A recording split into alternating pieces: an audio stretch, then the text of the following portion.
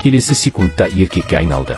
Қонағы шошығаннан құсып жібереді. Бұл кезде биші де бойындағы өзгерістерді түсініп, асығыс оқиға орнынан қашып жоғалады. Негізі бұйрабас орта жастағы еркек еді, бірақ бірнеше күн бұрын байқаусызда сырға тауып алып, әдемі көрінеді деп тағып алады. Оянғанда күтпеген жерден әдемі қызға айналған.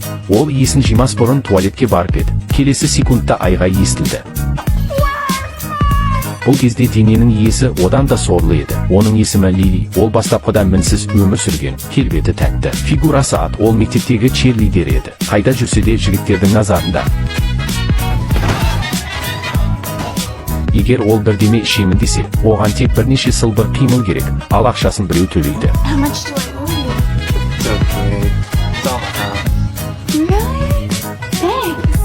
Сол күні ол жақын досымен дүкен аралап жүргенде бір антиквариат дүкенін көрді. Кіре сала Лилиді бір зергерлік қорап қызықтырды. Ашса жарқыраған алтын сырғалар. Сатушы бұл тек көруге болатын, бірақ сатылмайтын сиқырлы сырға деді. Ал Лили мұны алып кетпесе, ол Лили бола ма? Сондықтан ол сатушы басқа жерге қарап тұрғанда ауыстырып алып кетті. Содан кейін барлығы Лилидің жаңа ғана сатып алған көлігімен кетіп қалады. Жолда олар жанармай құю үшін тоқтайды. Ұзақ күтсе де ешбір қызметкер шықпады. Сөйтсе, бұйрабас бұл кезде іште біреуді тонап жүрген екен. Ал бүгін ұялы телефонмен төлем жасайтын заманда ақша қалай болады? Ұзақ іздегеннен кейін ода бар болғаны $18 болды. Бұйрабас шынданып көргеннің бәрін алды. Соның ішінде чипсы, қайырымдылық қораптары, лотерея билеттер және тіпті балмұздақ. Миы ауырса да қоймай жеп кетті. Сыртқа шыққанда Лили оны қызметкер деп ойлайды. Амалсыз оларға бензинін құйып береді. Олар кеткен соң жұмбас жерде жатқан Лилидің алтын сырғасын көрді. Ема, бұл қандай тосын сый. Үйге оралған соң жұмбас бүгінгі пайдаларын санай бастады. Ары-бері ақтарса да ең құндысы осы сырға екен. Оны қуана құлағына тағып алады. Бірақ ол бұл сырғаның сиқырлы екенін білмеді. Сырғаның иесі бұрында ханшайым болған. Ол кезде ханшайым өзі сүймейтін адамға тұрмысқа шыққысы келмейді. Осы сырғаларды күтушісімен денесін айырбастау үшін пайдаланған. Осы кезде содан ол көтін қасыған бойда барып туалетке кірді. Бірақ кенет ол бірдеңенің дұрыс емес екенін сезді. Лили асық айнаға келіп, өз түрін көріп қана талып қалды. Ол тәтті қыздан жүн еркекке қалай өзгеріп кеткен. Лили денесіне жиіркенішпен қарады да, не болып жатқанын тез анықтау үшін ол асығыс бірдеңелер кие салып, содан кейін терезеден шығып, ата-анасының бөлмесіне жайлап кірді.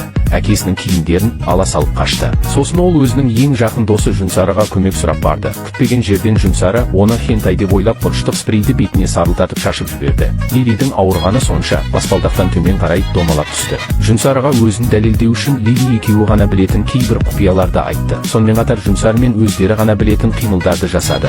Сен бірде, мен бірде ютубқа жазып мен ізде. Сен бірде, мен бірде 100 мыңға жетсе екен күзде. Жүнсары ақыры оның алдындағы бейшара ең жақын досы Лили екеніне сенді. Ол Лилиді үйіне апарды, бірақ Лилиға көмектесуге асықпады. Ол Лилидің өзгерісінен кейінгі денесіне ерекше қызығушылық танытты. Ол тіпті басқа екі құрбысын да шақырып алды. Бірге бөлісу керек ой енді. Әрине Лилида сараң емес. Сразу ол үшеуіне бірдеңе көрсетті.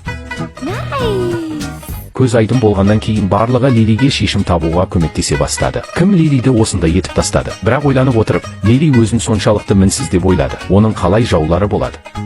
Құрбысы көзін алайтып, сен өте өзімшіл болған соң ғана басқаларға ұнамайсың. Мұны естіген Лили жастықты алып, бетіне лақтырды. Содан кейін жастық төбелесі басталып кетті. Бірақ олар бір нәрсені ұмытты. Лили қазір еркек ғой.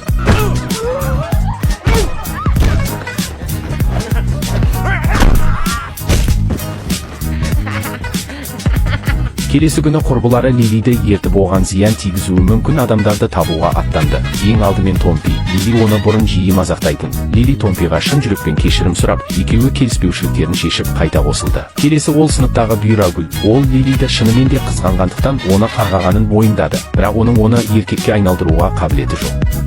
Дегенмен оның білуі бойынша бір түрлі қарғыс бұны жасай алады. Қарғыстаған адамның арқасында шаян татуировкасы болады. Біраз ойланып, олар сыныптағы X-күлді есіне түсірді. Ол әрқашан Лилиге қарсы шығуды ұнататын. Содан кейін олар X-күл жиі баратын барға келді. Расымен X-күн осында екен, оның алаңда биді айырып жатқанын көреді. Лилидің оны жеңуге деген құштарлығы бірден пайда болды. Ол ортаға келіп, өзін толығымен жібере салды. оның биі бүкіл аудиторияны бірден жаулап алды. Бірақ ол мұнда келген мақсатын ұмытқан жоқ. Кішкене билеп X-гүлдің артына келіп, киімін жыртып жіберді. Өкінішке орай, оның арқасында татуировкасы жоқ. Осы кезде Лилидің кенет қуығы сыздап кетті. Амалсыз ерлер туалетіне келді. Мұндағы заттарға қарап, біраз уақыт бойы оны қалай істеуге ойланып біраз тұрды. Бірақ неден бастарын білмейді. Отырайын деп еді. Бірақ ішіндегі мұзға қатып, орнынан қарғып тұрды. Қасындағы тазалықшы шыдай алмай, амалсыз кезең-кезеңмен үйретуге тура келді.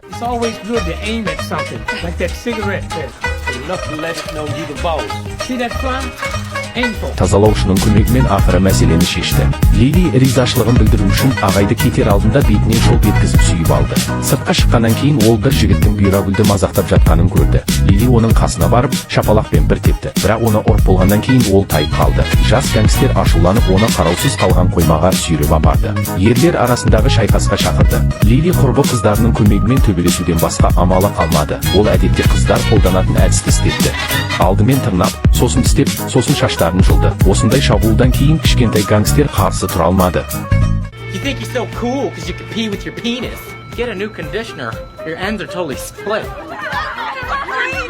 Келесі күні Лили тазалаушы болуға құжат тапсыру үшін мектепке барды.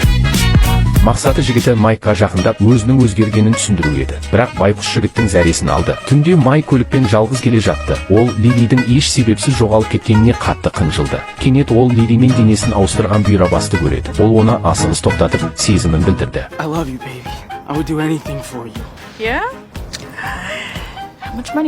Осылайша байғұс Майк ақшасымен көлігіне алданып, ақырында жауыз бұйрабас оны о дүниеге жібере жаздады. Осы кезде X-гүл Лилиге оның өзгеру себебін тауып берді. Бұл жұп көне сырғалардың кесірі екен. Олар антиквариат дүкенінің иесін тез тауып алды. Ол оларға екі сырғаны біріктіру арқылы ғана сиқырды бұзып, денелерін қайтадан өзгертуге болатынын айтты. Қайтқаннан кейін оның достары Лилиге тағы бір сырға табуға көмектесу үшін барлық жерде плакаттар іліп қоя бастады. Ал екінші жақта бұйрабас Лилидің денесін ұры қызға айналдыру үшін пайдаланды. Сұлулығын пайдаланып, барлық жерде алаяқтық жасап жүр, және ол полицияның іздеуінде болды. Бұл жаңалыққа шығып, оны теледидар алдында тұрған Томпи көріп қалды. Сикада олар барып, бұл кезде бұйрабастың барда Лилидің денесімен билеу арқылы ақша тауып жүргенін байқады. Лили ашуланып бұйрабастан сырға сұрады. Бірақ ол ұялмай Лилидің денесін демалыс сайын ақша табу үшін пайдаланамын, әйтпесе сырғалар қайтарылмайды деп шарт қойды. Лили қатты ашуланып, оның мойнынан ұстай түсті. Осы кезді пайдаланып сырғаны қайтадан алып алды. Ол бірден екі сырғаны да құлағына тақты. Бұл кезде бұйрабас бұл туралы ештеңе білмей, астындағы қонағын еліктіре отырып, сахнада сексуалдығын жалғастыра берді. Күтпеген жерден ол билеп жатқанда, кенеттен бұрынғы түріне оралады. Ал қонағы шыдамай құса жаздады. Сол кезде Лили ақыры өзіне қайта оралып, досын қуана құшақтады. Жаман бұйра ақыры полицейлердің қолына түседі. Бірақ күтпеген жерден жарты жолда қашып кетті. Ол көлікті тоқтатып, жүргізушіден көмек сұрады. Ойламағаны жүргізуші бұйраның сексуалды киім кигенін көріп, жаман жымиды.